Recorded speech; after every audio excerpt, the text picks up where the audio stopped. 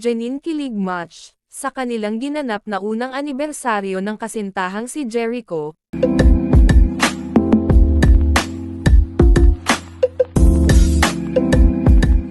Kilig match si Jenin Gutierrez dahil sa espesyal na sorpresa ng kanyang nobyo. Kasama ng kasintahang si Jericho Rosales, nagkaroon sila ng isang maikling bakasyon.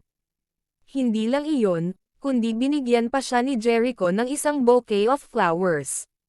Ang bulaklak ay simbolo ng kanilang pagmamahalan at pagkakaunawaan.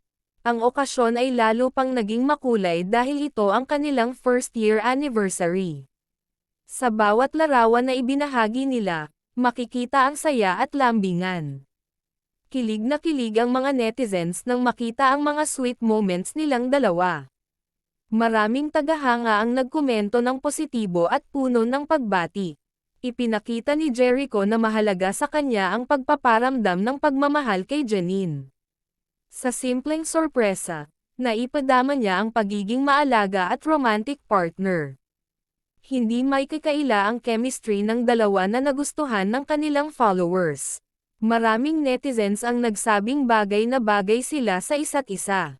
Ang kanilang anniversary celebration ay nagsilbing inspirasyon sa ibang couples.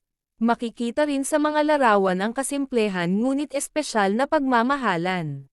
Tunay ngang nakakakilig ang love story ni Jenin at Jericho para sa kanilang supporters.